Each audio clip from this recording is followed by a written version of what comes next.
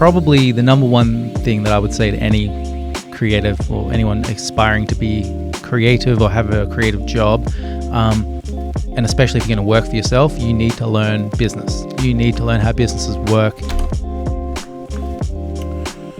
Brady Victor is a Perth-based film photographer, but like many of the people featured in this podcast, he also led a dual life. When he started out taking amazing photos and building his business, he was also working in the information technology services. Today, he solely focuses on his photography business, but more interestingly, him and his partner run Lekkerzine, a popular photography platform that curates some of the best photos you'll see around. On Instagram, they have thousands of followers, and the hashtag Lekkerzine alone has over 1 million posts. That goes to show the level of credibility and popularity within the digital and film photography circuit.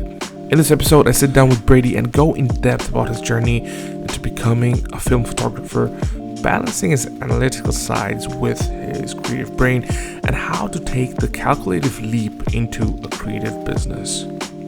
Now, before we go any further, I want you to do something. I want you to like this video. Like this video right now. It's free. And even though it's a small step for you, it makes a huge difference for the channel. So I'll give you 5 seconds. And you know what? I trust you. A quick plug for my Instagram, which is @tausifakkas, and website where I send a fortnightly newsletter about being a creative. And that's at tausifakkas.com. Alright, without further ado, here is The State of the Creators Season 2, Episode 2, featuring Brady Victor of Lekkerzine. Hope you enjoy the show. This is The State of the Creators, a show about creative individuals who are on a quest to build something out of nothing.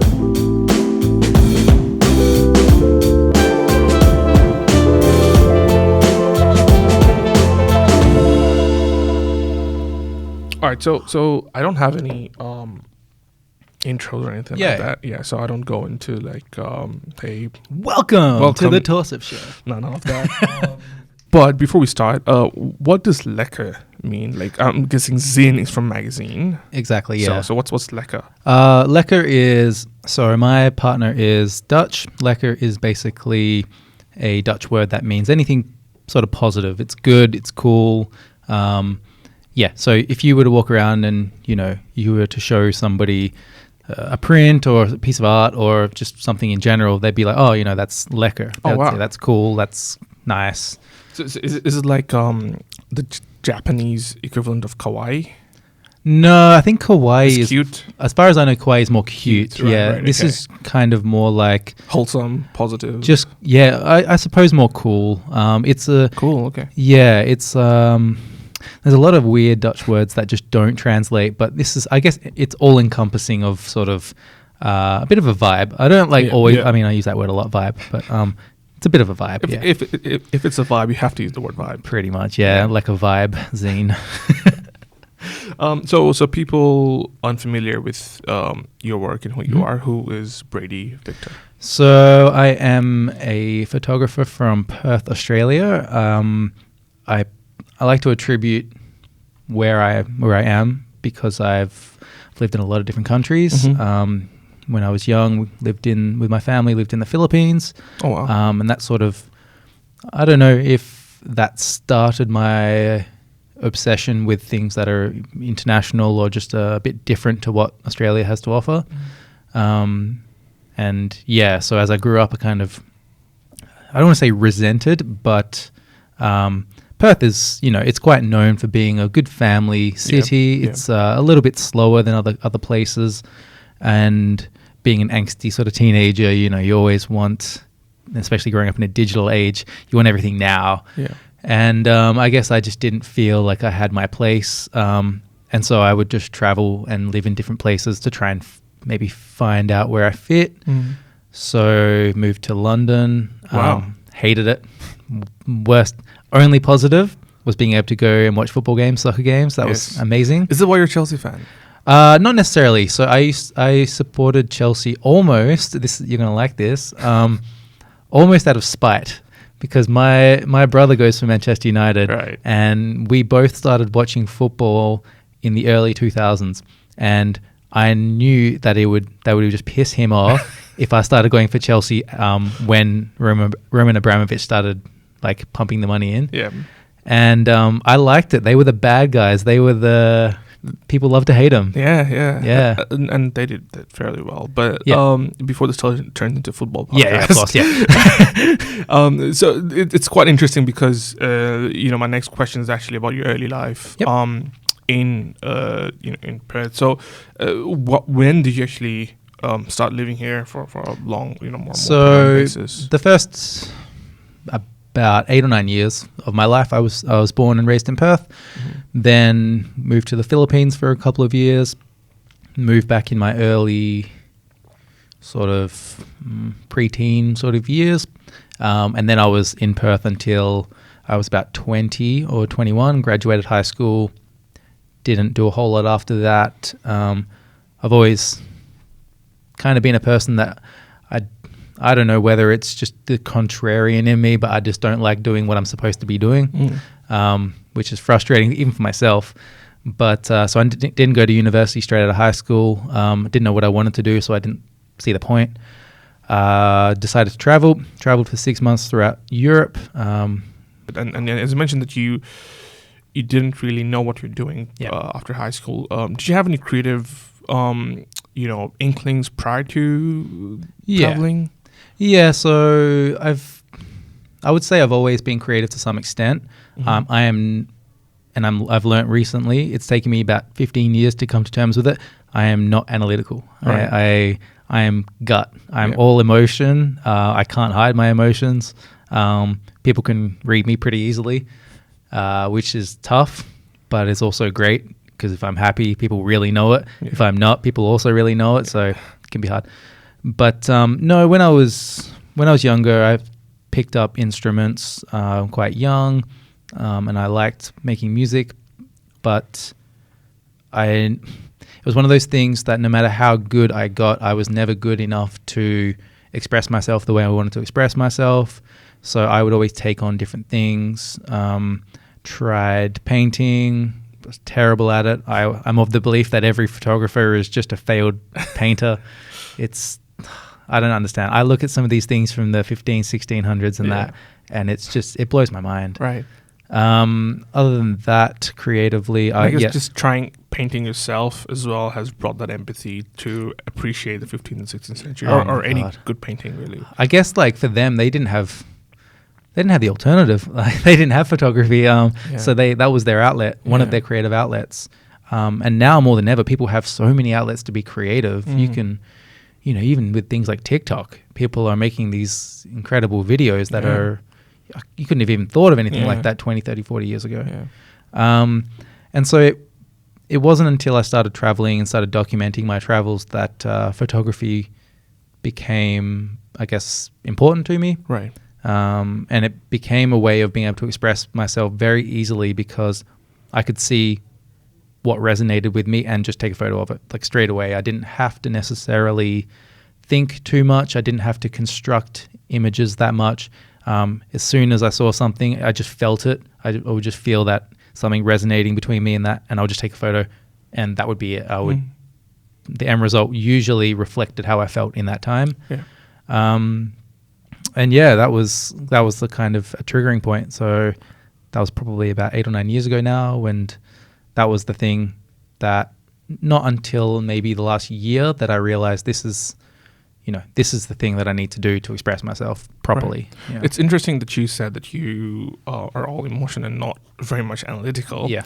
And yet one of your, I guess, major, job lines or career paths has been in IT and app development, which is very little emotion. Very. Well, I'm sure there's some creativity, but not a lot of emotions in there per se. So how does that work out, or how did you get into that? I suppose the way that I used to work, so I worked in sort of fashion and clothing stores for better part of a decade. And it started off in quite small stores, quite basic fashion. And then when I moved overseas, it became, the European influence of fashion is just it's amazing. It's the center of the world for a lot of things like that. And and yeah, it just it became a great way to sort of actually express that emotion. But the analytical side didn't really come in until I discovered like I need to change my career. I need to do something that can be creative, that I'm also not struggling day in, day out. So there was that concession of sort of, I'm not going to necessarily be able to do exactly what I want to do. But if I can do it if I can do 80% of what I really like and 20% of what I don't really like, I'm okay with that, Right.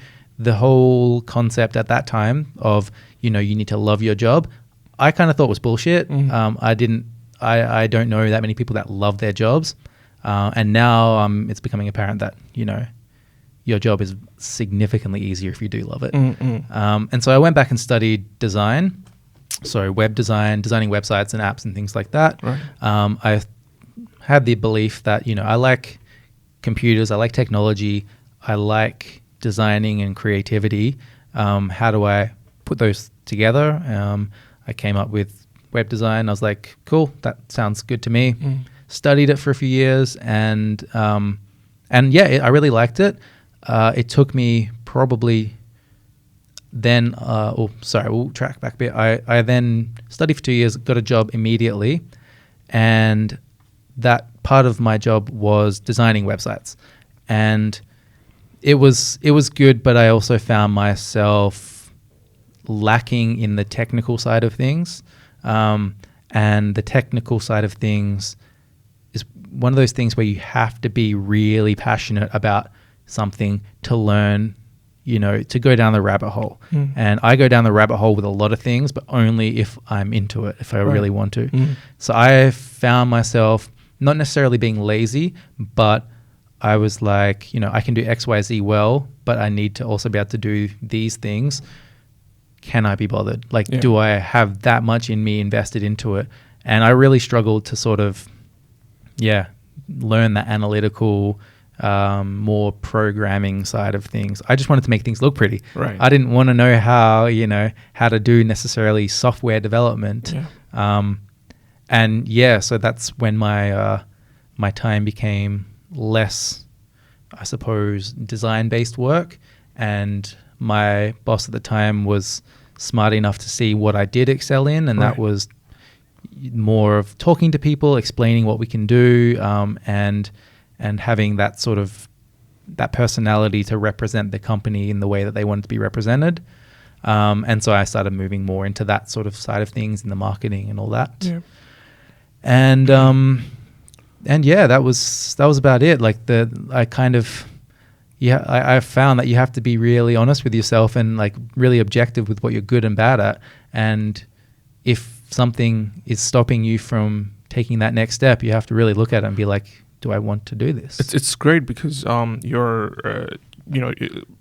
boss kind of recognized it immediately that you could potentially bring that emotional side to an analytical side, because a lot of the people who would be, I guess, your clients and customers in that world may not understand the depths of software development and the stuff, and you need a human essentially to bridge that gap. And I guess you did come in with the knowledge of the tech, but also bridging that emotional gap with connecting to customers. So I think that worked out really well. Yeah, it worked out well.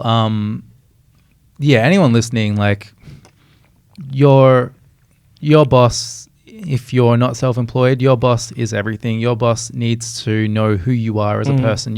If you're in like a line of work where you are a number, it's always going to be hard to become the person that you want to be, because they won't take the time to get to know you and know how to sort of best utilize you in that business. So I was very lucky to have a boss like that who saw, yes, Brady is good at this thing, but we want him to be great at this thing. If he doesn't have that innate desire to become great at that thing, what can he be great at in this business, rather than just being like, okay, bye. So he was able to sort of pivot my role a little bit, and then I was able to do naturally the things for them that I was great at, and that balance it worked out really well, to be honest. And it's especially cool because for you to make that shift, it actually helps them as well. So, it works out for everyone. Yeah. With the whole idea of being analytical and moving into the emotional side of things. So this podcast is actually about transitioning into the creative world, and I've got this one topic that I pick for each person I'm speaking with for each episode, and I felt for you that topic works out best, how to actually transition into the creative side of things from a more analytical or not so analytical side of things. And with your line of work and your career path, it seems to me it's quite apparent that now you're making a very a deeper level shift into the creative world and less into what you've been doing on that line of stuff. So it's basically, you can see it kind of pivot from one side to the other.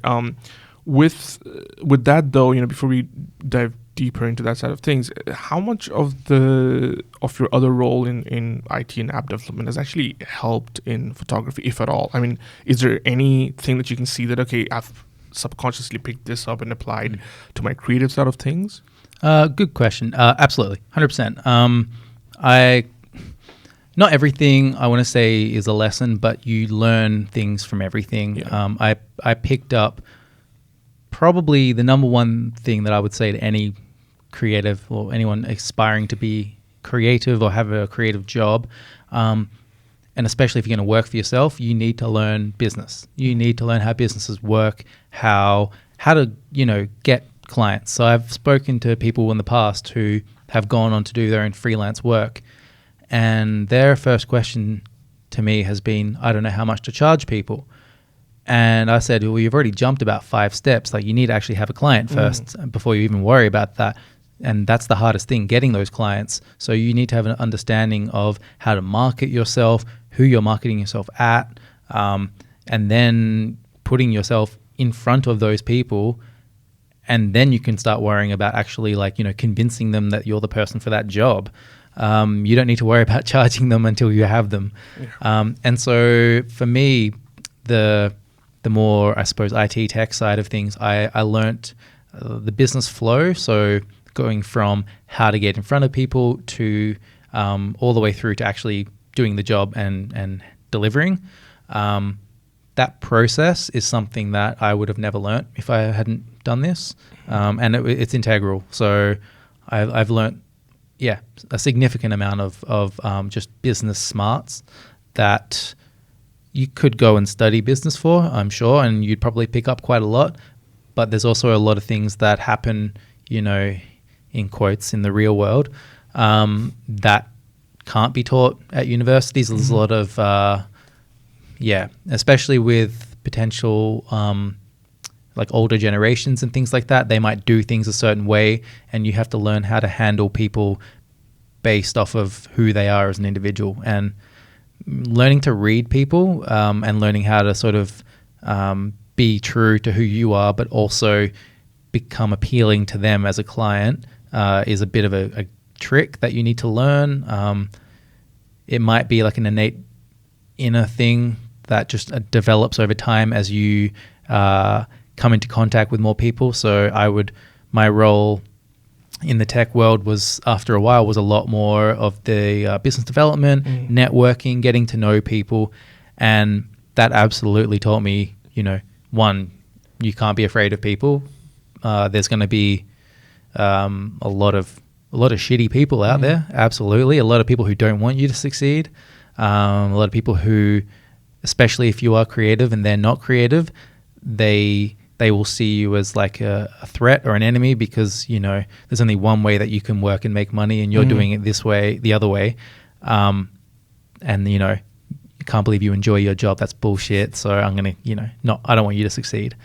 So there's always going to be people like that. So you have to learn how to ignore them. And, do you think that's more of an older generation thing, or not even? Do you see in the younger as well? Yeah, you see it. It's not even a generational thing. I think that's just it's just a people thing. Like, it's almost a, I don't know how true the left versus right side of the brain is, but it feels a bit like that. You have some people who are exclusively analytical, and you see this a lot in software and stuff like that, who have zero creativity. but they might thrive in the analytical side of things and they might love it, and that's great.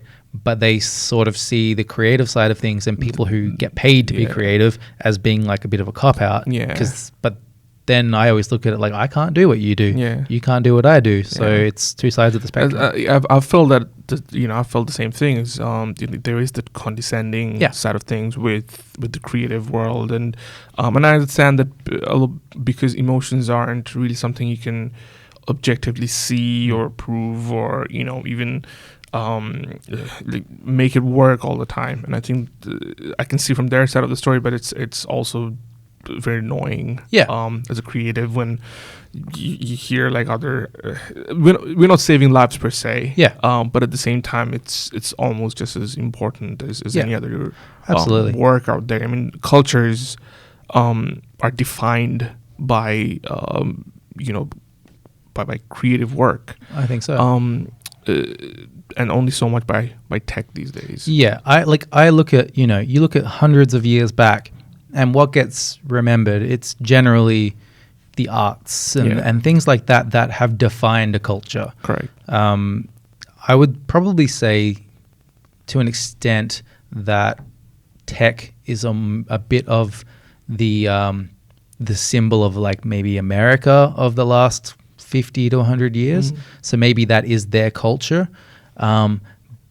But it's going to be interesting to see, hundreds of years from now. But funnily enough, a lot of the tech that gets celebrated over the 50, 100, even 500 years ago, not so much 500, but over the 50, 100 years, actually enable more creativity. So it's like, the radio or the television or the phone essentially is enabling more creative work. True, yeah. So even though you can remember the last iPod or the last, big tech iPhone or whatever it is, it's there to get more people remember the work or the entertainment or what's in it rather than the actual tech in itself a lot of the times. Yeah. And I don't know, the condescending, I 100% agree with you. There is a lot of condescension in creativity from people who aren't creative.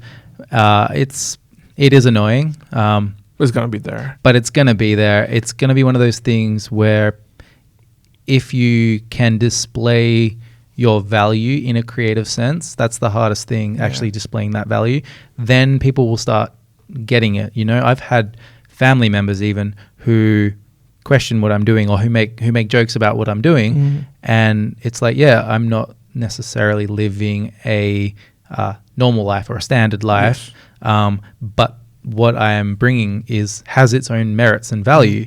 And because, you're not in that world, that doesn't mean that those values are, that value isn't, no longer worthwhile or anything like that, which is a little bit frustrating. But then, it all comes down to if you are confident in what you're doing, and for other people who you are trying to actually impress or work with, if they understand it, then that's all that matters, really. Because I didn't do school here in Australia. I did my college here in Australia, but my school was in Bangladesh, where we towards the end of after year 8, you basically have to choose your subjects for O levels, which is basically year 10 big examination, right?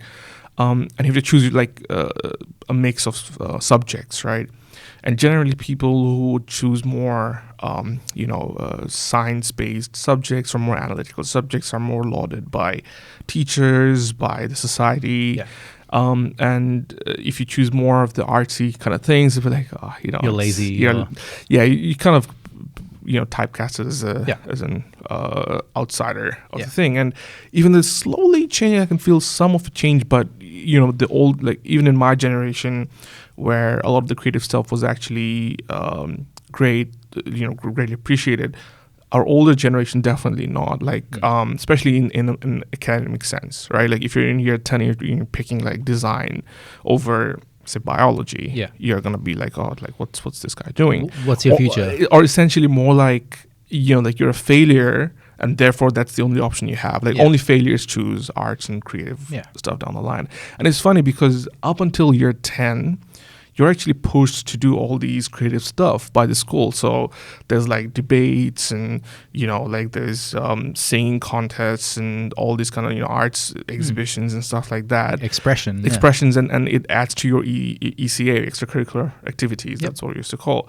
So up until that point, it's like, like everybody go and do creative stuff. But as soon as the big examination comes, everyone's like, just that's it. We're being serious now. We're being serious now. All that fun's over. Yeah.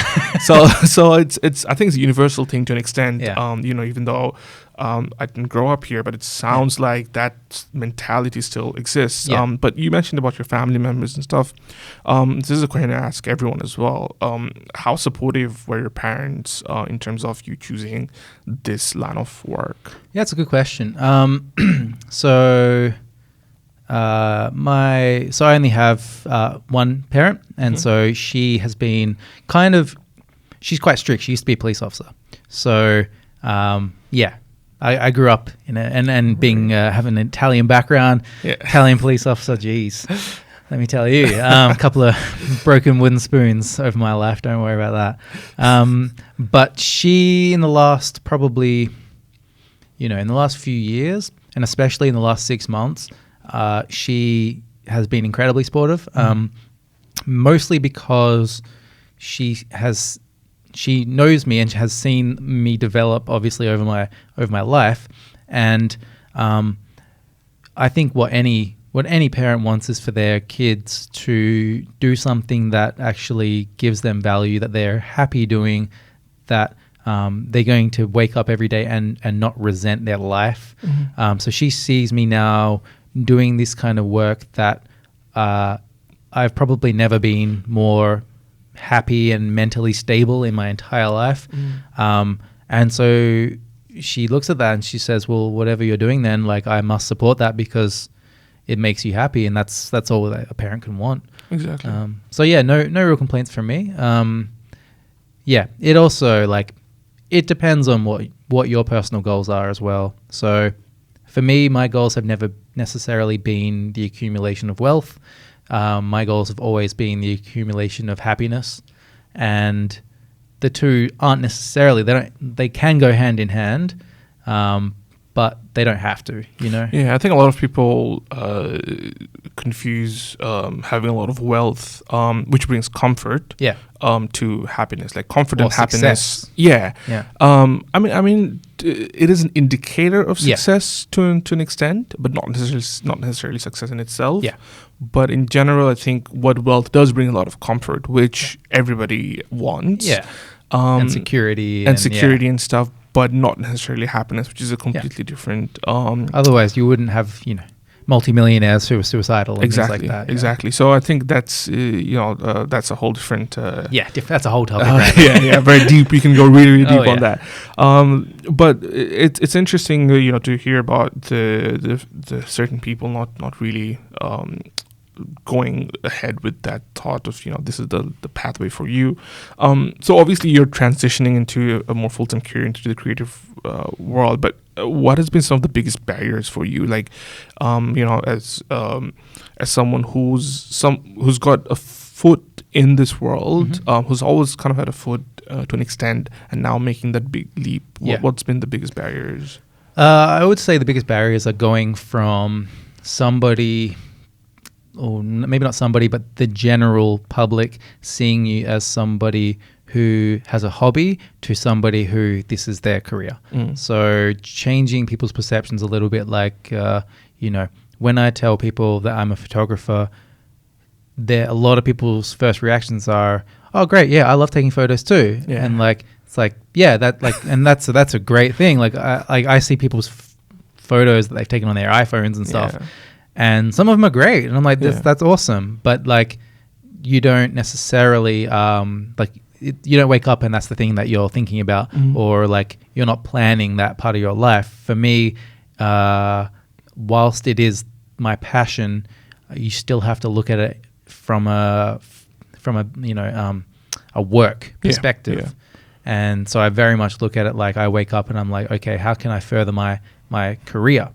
And so that's been hard, changing people's perceptions. Also, probably one of the other difficult things is a very basic one, and it's getting paid work and getting people to notice that the work you do is quality.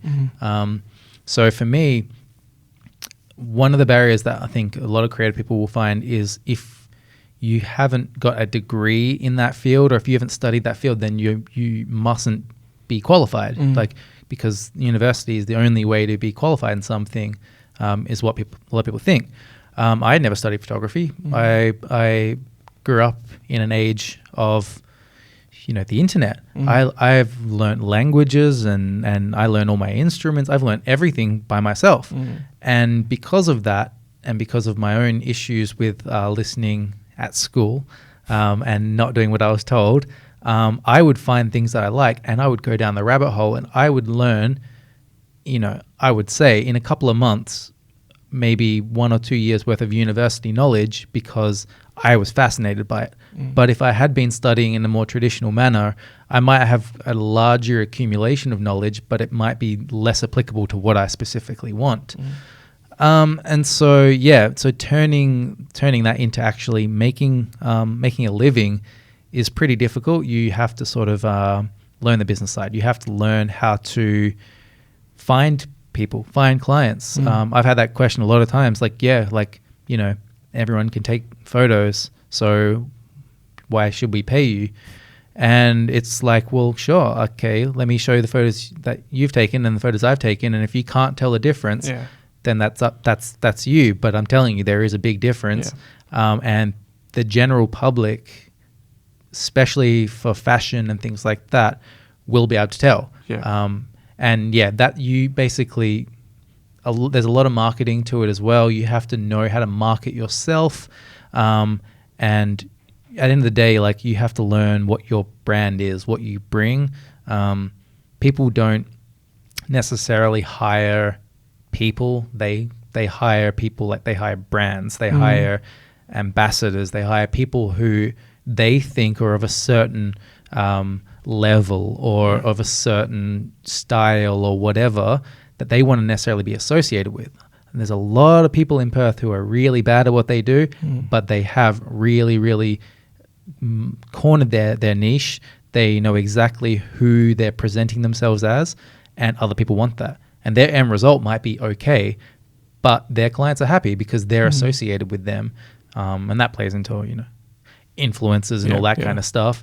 But it's learning what your brand is so that you know who to target. That's a hurdle for sure. So obviously you've chosen an interesting year to transition into this world, as did I with a lot of my creative things. But how has the pandemic impacted your work? It kind of kickstarted it. I have been taking photos, like I said, for 8 or 9 years, predominantly in what is called nude topography. So it's a style of street photography to some extent. It kind of documenting the, I suppose, the day-to-day, the more banal sides of life, like the suburbs and just the everyday things that you might overlook, but having an eye and training your eye to sort of see it in a beautiful way or a different way. It hasn't been until probably the last year that fashion photography has become a thing for me. I've always been involved in fashion, loved fashion, but never thought I want to take photos of people. And then I started just because I wanted to try something a little bit different in my field, and it clicked immediately and I loved it. And some people just have an ability to know how things should look or know how things should feel or this or that, and it just works for them, and run with that. If you ever come across something like that, you run with it. And so I was given the opportunity, obviously through COVID. A lot of people were working from home. They had their hours either reduced because companies just had to get by. And so I was given the option. I wasn't able to get out and meet people and do as much of my previous job. So I could take on other roles if I wanted, or I could cut my hours back and focus on what I wanted to do. And I looked at that and I was like, how many times do you get an opportunity to sort of actually actively try the thing that you want to do without there being too many repercussions, you know, like especially like in Perth, we were so lucky to not have it hit so badly that we could actually do these things. Yeah, pretty much. So I was still able to get out there and take photos of people and do things like that. But it kickstarted it. So I know for a lot of businesses, it killed their businesses, and that's terrible. But I have always said to people, I would be very, very interested to see statistically in the next couple of years how many businesses actually started due to this pandemic. Because I think for the first time in a long time, people were actually given the opportunity to slow down and look at their life and prioritize, you know, like I've been doing this job 10, 15, 20 years. Am I happy? You know, should I be taking a chance? Should I be doing something like I've only got this one time, like I need to make the most of my life? So I'd be very interested to see that. So yeah, for me, it forced me to try. So in a digital age where everything's quick and fast and smooth and post and perfect, why film photography? For that very word, perfect. I hate and don't believe in perfection. A lot of people say it, and a lot of photographers will say it. Imperfection is what makes something what it is. Even in fashion, in art, in anything like that, there's always going to be little things that show, you know, the people's influence. Like this is a human-made thing. This is a people-based thing. This isn't done by a computer. There is no perfection in this, which is also why I don't like Photoshop necessarily and things like that. I like reality when it comes to imagery. Also, as basic as it sounds, I really like the process of taking a photo on an old crappy analog camera. It's got weight to it. It feels nice to take a photo. I used to take photos with digital, and I still do to some extent. I'm just not a big fan of that process. So one of the things that I have learned as far as speed goes, digital is fantastic for, you know, displaying things how they really are. So, you know, maybe like an e-website store or something like that where you need to see what products look like. Kind of pointless taking that on film. You want to know exactly what it looks like, and you want to know the colors are exactly the same, so there's no issues. But with anything expressive or fashion in that, it's a bit more conceptual, and so it's not as perfect, it's not as fast. But I have recently, probably in the last 2 months, transitioned to doing everything myself now. So I'll get all my film myself. I will shoot it, and now I develop it myself. I scan it myself, and it can be a process of, in the morning I'll do a photo shoot. In the afternoon I can develop it. Overnight it'll dry or whatever. The next day I can scan it. So it's no longer a 2, 3, 4 week process. It can still be very quick. It wouldn't have necessarily been quicker if it was on digital. But it gives me what I need. So I've always said if I can get to a point where get to a point where I can make a digital image look exactly the same as a film image, I will transition, because I will save a lot of money if I do that. But I can't. I haven't come across any camera that has given me that same look. That could be my own deficiencies in editing. Who knows? I also don't like editing that much. I like getting that final image and tweaking it a little bit, but I like to get it all done properly in the camera. And there's just something to be said about a chemical reaction of film and taking a photo like that. I don't have the opportunity to go to a photo shoot and take 500 photos, you know, and pick the best 7. It's just not feasible. That's $1,000 or something right there. So I am forced to slow down and really plan my photos a little bit more. The amount of times I've tried things and been like, okay, pull this pose and do this angle and blah, blah, blah. and then not taken the photo. That's, whereas if I had a digital camera, I would have taken 50. If anything, that slows the process down because then you have to go through another 50 photos. I would say probably the main thing is how you can get to the end result. Like what gets you to the end result. So a camera is a tool, if you can get that end result that you want, if you can express yourself with an iPhone, beautiful. Right. That's fine. I can't. I think that's brilliant, and then I really appreciate that mentality, because a lot of the because if you say it's film or digital, people have preferences, but even within the creative industry, if I've seen a lot of film photographers just look down on other forms. It can be very elitist. Yeah. Exactly, and I think that's a perfect word to describe that mentality. But I like your approach to it, where it's like, for me, that's the best way to express myself, and it's forcing me to slow down and think and be more creative than an iPhone in this instance. So if you can do it with an iPhone, I would kill. Yeah. I would save a lot of money and a lot of time if I could take those same photos with an iPhone or with my phone or a cheap digital camera. And some people can, and I'm incredibly impressed by them, but I can't. I think, like when photography became like a family thing, that's my more personal level. That's my first interaction to photography. Disposable cameras. Exactly. And then take the film to the place where they develop the whole thing, and you wait 30 days for it to come back. That entire process is recently a lot of the disposable cameras are making a comeback. I don't know if it's all the retro and vintage hype that's big time. That's there. But when I saw one last year, I just grabbed one. Mainly because do you know what it was? It was a Kodak. Oh yeah, nice. Yeah, cool. It was a Kodak, just $30. Just from Camera House, I think, just on the road. And it was disposable. It was disposable. They still make them. Yeah. Crazy. I think it's because of the hype of the vintage stuff, You can dip your toe. Yeah. And they're making a killing out. I'm sure. Like, I haven't looked at the stats, but they're really getting into that whole vintage trend. So I got one, and I actually as a way of being nostalgic and feeding into the nostalgia of what it felt like. And I've got 30 shots I have to take. I went to a trip in Bangladesh at that time. I was like, okay, what are the 30 shots that I want to take?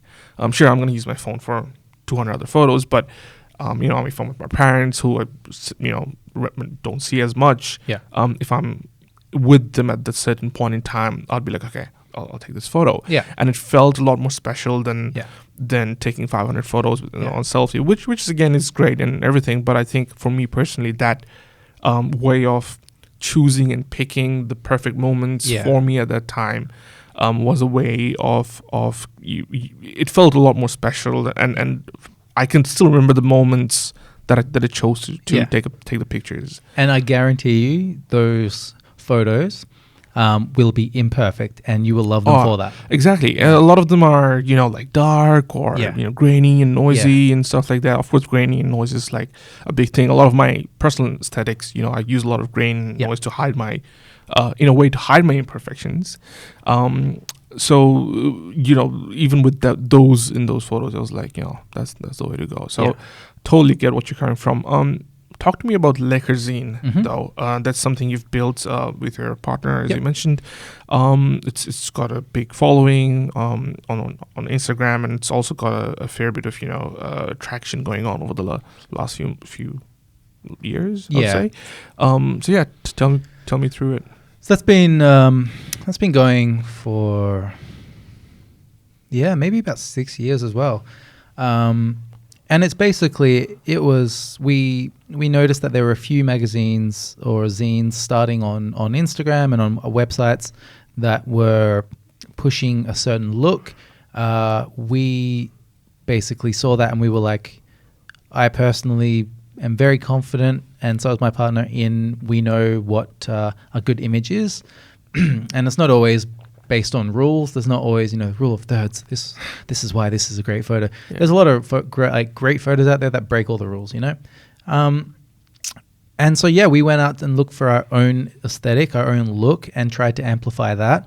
And we tried to amplify also coming from a background where we were very unknown.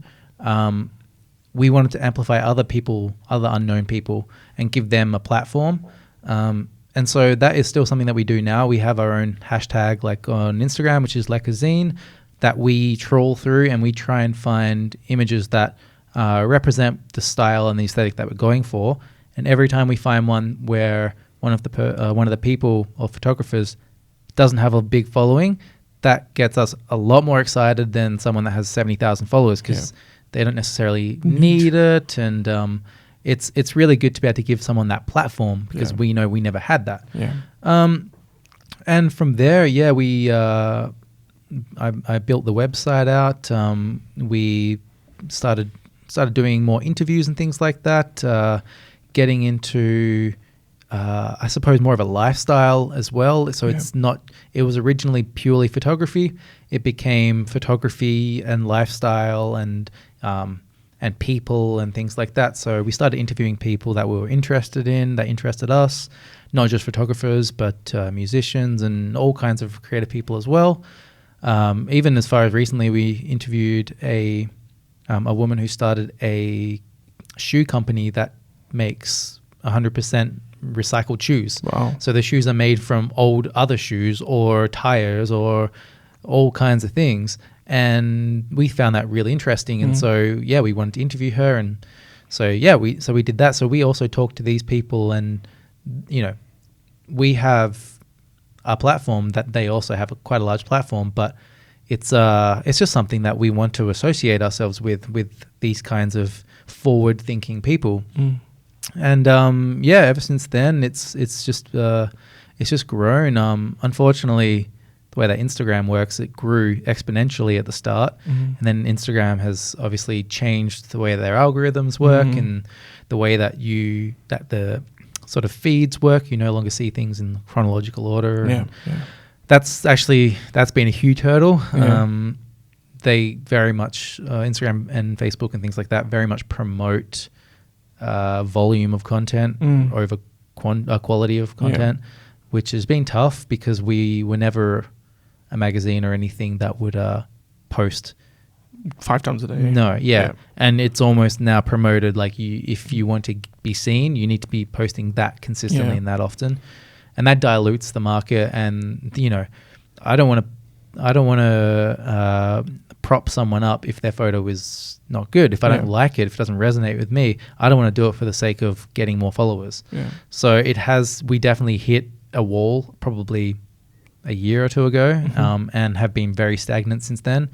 But it's one of those things that you have to sort of look at what you're doing and your morals, and if you're happy with continuing, then so be it. There's a lot of companies and a lot of other zines out there who went the route of promoting other companies, getting paid by other companies to promote their products that were completely irrelevant to what they were about. You know, like this was a lifestyle magazine, and all of a sudden they're promoting wheelbarrows or something. And it's like, I get it. You want to make money, sure, but you are losing all of your integrity. All of your followers now know that. We want to make money ourselves off of this, but there's a way to do it where you're still staying true to your values. Correct. And so we've been looking for that. It's a fine act. Just being in that section in the Venn diagram where you're making money and still being creative enough. And it's a balancing act, like you said. It's tough. And so we've been pushing that now. We have had to start sort of posting more, but there are still days that we don't post for a couple of days because we haven't found that content. Right. But if we find 5 good images, we might post 1 or 2 a day instead. And you still have to pivot your business to sort of work with what you've got. But as soon as you betray your values for money, it's very obvious, and you'll get dropped. What is quality to you, or I guess in your terms, what is a good image? For me, I almost look at it from like on movie sets and stuff, you have directors of photography. A lot of the time I look at a photo and think, could this almost be a still from a movie? So it tells a story, so to speak. A good image just on its own can be quite dull if it doesn't say anything. If there's nothing there, it can be quite bland. It might technically be proficient, or it might have really nice light or whatever, but it's not saying anything. And I've been guilty of that myself, and I'm still guilty of that myself. But a very good photo is something that you can look at and you can feel everything behind it. You can feel that there is a story there, or that there is a world there, you know? Like I saw a photo the other day that was, it was in, I think it was Saudi Arabia. Yeah, I think so, yeah. And it was just quite in the desert. It was an older guy sitting in the foreground in the desert, and in the background, you, like very far away, you had some of the huge skyscrapers and things like that. And immediately I looked at that and I just thought, this feels like an opening scene of a movie, or this felt like, you know, someone's life. And you could see so much more than just what was there. Right. So yeah, for me, that depth, it's a really, really, really tough thing to sort of quantify, but it's kind of like, you know it when you see it. You need to work with emotion, and that's why I feel like a lot of photographers will follow certain trends to try and get more followers or get more clout or whatever. And you're not displaying emotion. You're not doing anything. You're replicating, and if you're not replicating in a way that makes sense to you and expresses yourself, it's pointless. So yeah, you need to be able to express your emotions in a photo or in music or whatever creative process you have, because that's ultimately what people are going to see. What's a cliche in the photography world right now? Oh, so many. What's one that bugs you right now? One that bugs me in, it's not necessarily in fashion, because people in fashion are aware of it. It's people maybe outside of fashion who don't understand. Just because you are attractive, that doesn't make you a model.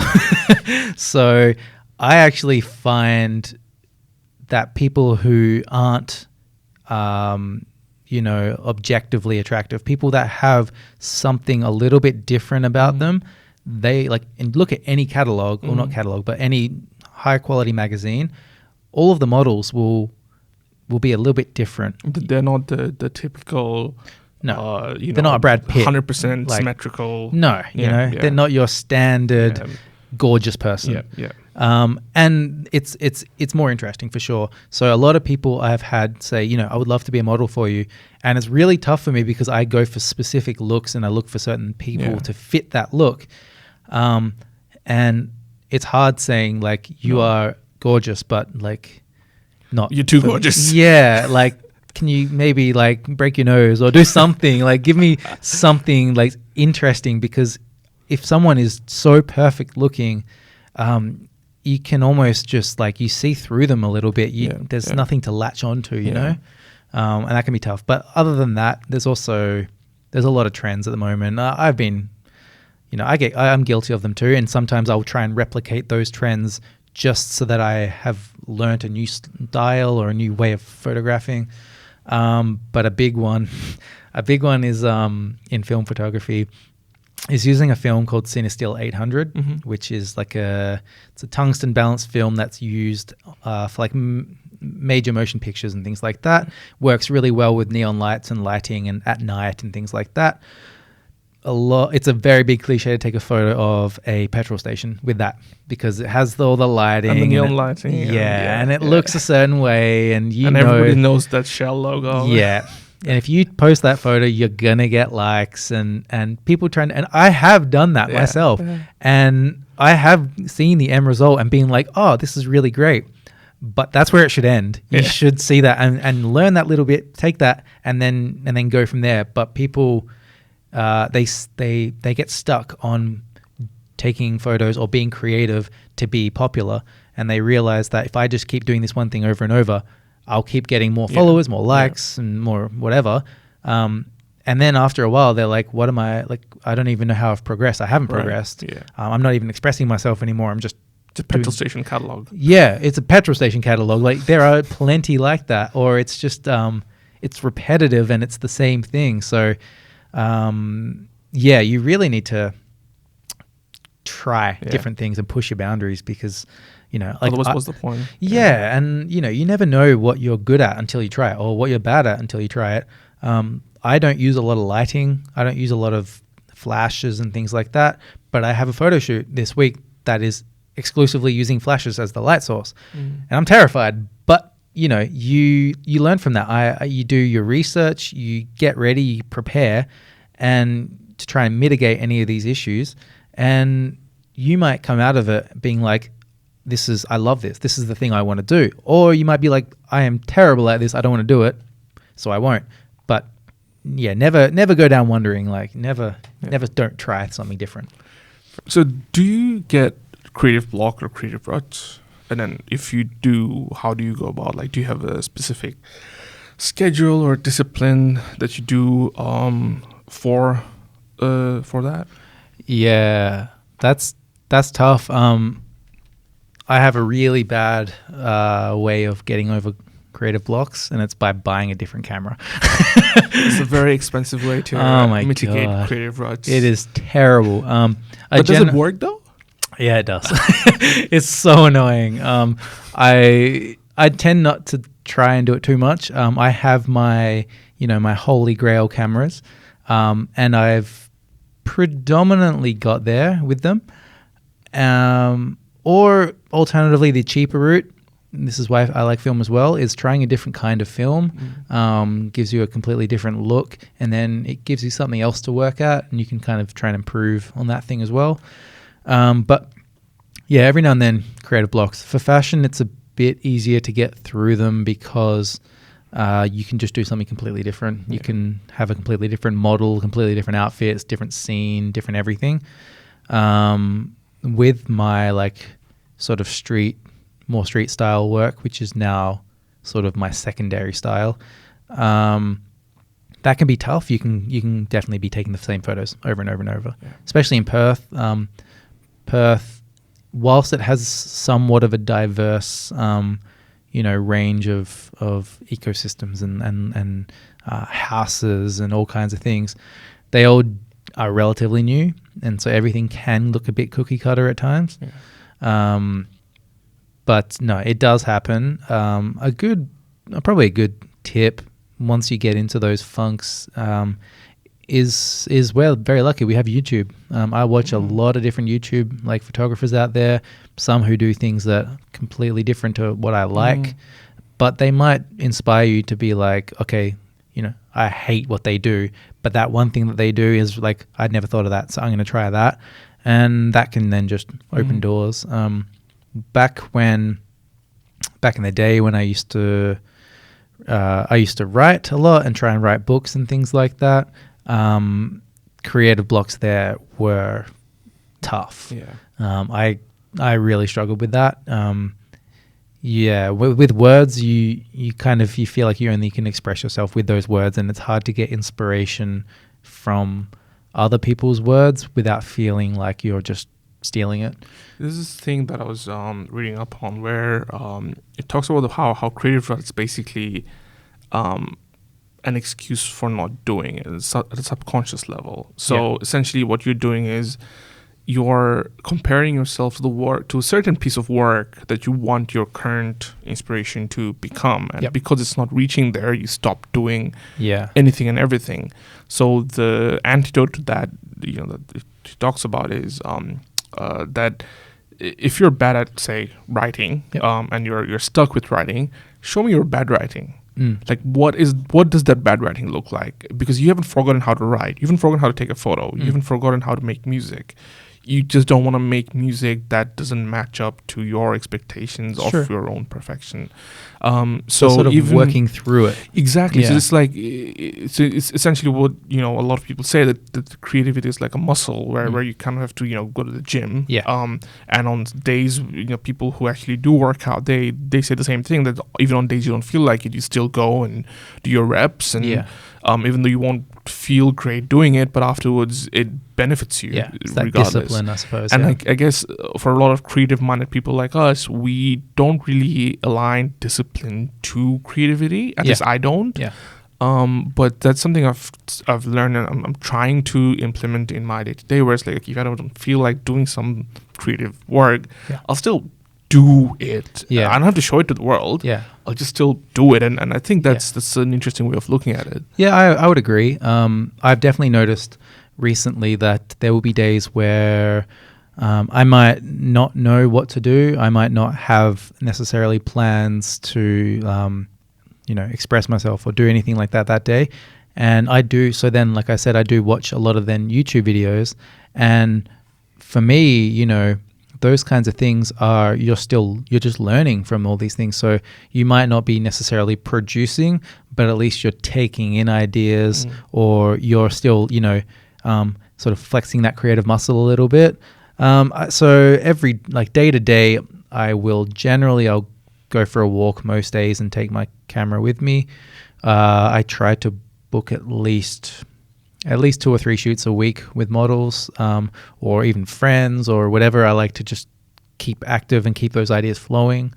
And yeah, like I said, YouTube, I watch a different YouTuber, based around all kinds of styles of photography, even just simple things like interviews with very established photographers who, make you think about your own process and what you're doing.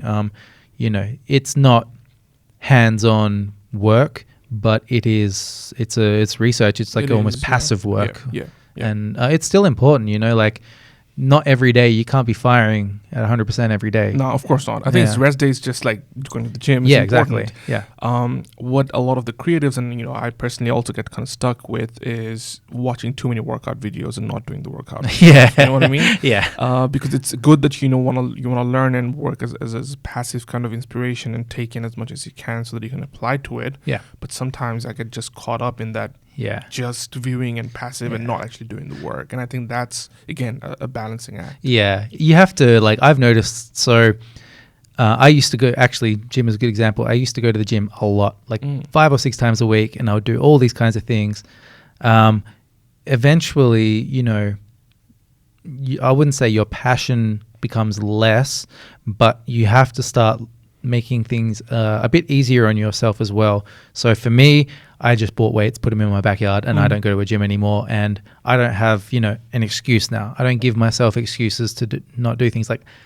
I am a very big anti-excuse sort of person. So if you have reasons for not doing things, that's one thing. But an excuse when you've got all the capabilities and resources, absolutely, it is an excuse. It's an excuse. And if you have an excuse, not great. If you just don't want to do something, that's not an excuse. That's fine. That's just not something that you want to do. And I have absolutely no problem with that. It's when people say, I want to do X, Y, Z, and then not complain, but they don't want to put in the work, or they don't want to try. Yeah. And it's you have no one to blame. Either don't do it and accept that that's not something you want to do, or do it and have that a little bit of discipline with that. It's a tough one. But fair enough. Anyone in particular you look up to in the fashion? Oh, sorry, not in the photography world. That's tough. I've watched a lot of interviews with people, and when they've been asked that question, I always feel terrified because I have a very average memory. I would say at the moment, one of my main influences or main people I look up to is a guy called Tim Walker, who is a sort of legendary fashion photographer who's worked with Vogue and all these people. He's amazing, but even having original old school sort of photographers who started the game, like Joel Meyerowitz, who's from the bloody 60s and 70s, taking these amazing color photographs that are just sort of day-to-day Americana. Like it's amazing. But yeah, there's a plenty on Instagram that, as well. There's a lot of good influence on Instagram. There's a lot of bad influence on Instagram. But a mix of things. Yeah, there's a mix. But I get a lot of inspiration even from not photography related things. So music is a big influence for me as well. I tend to visualize things that I see. I love movies. Like one of my favorite movies that I watched recently is Lost in Translation. I've seen it 1,000 times. I watch a thing like that and I sometimes think, how can I make that feeling that I get from this movie into an image?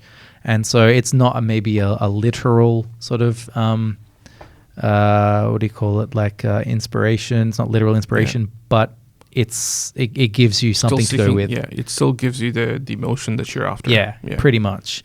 Even basic things as far as people. Like I've got a lot of people in my life who might do subtle, extraordinary things, and I'm really impressed by that. And that they might say something that for them is just a run-of-the-mill comment, and then for me, I'm just like, shit, that really inspires. Yeah, that resonates. Yeah.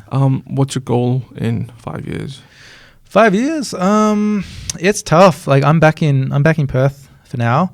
I would ideally, like, it's tough. I love living in Perth. I've got my family in Perth. I've got my friends in Perth.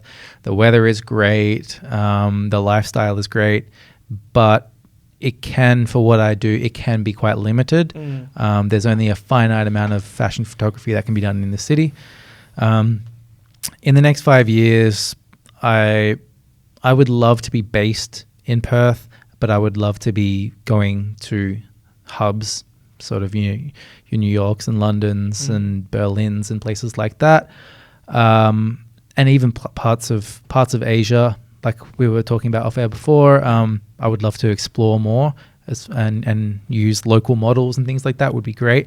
So I suppose just building on my brand, building on my work, and being like at that point where I'm established enough that I can contact people in random parts of the world and take on jobs, and they know who I am, and the work comes to you, so to speak. Yeah, brilliant.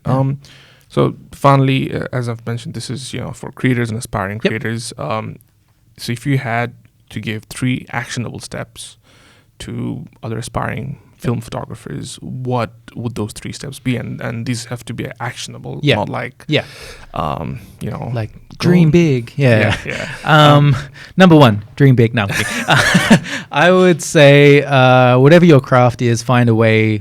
If it's film photography, do it every day. Like do some part of that every day. Go take photos every day, even if you're not leaving the house.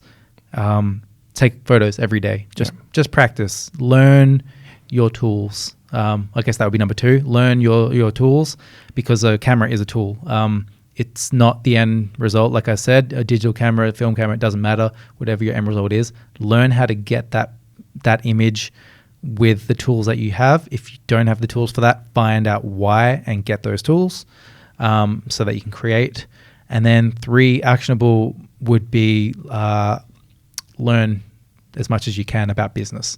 Learn how to network. Learn how to display your work with your portfolio. Learn how to what businesses are local to you that you can actually work with, and start small and try and work. You're going to be working for free at the start. That's a given. But don't do that forever. Once you think your work is of a quality that you should be getting paid, start charging people. You will start losing a little bit of work because they're people that weren't ever going to pay you. That's fine. It's better to do that after a certain point. So learn the business side of things. We are in an amazing age where you can Google everything and there is answers everywhere. So just research is, it's so valuable. Brilliant. Thanks, Brady, for your time. Thank you very much for having me. Enjoyed it thoroughly.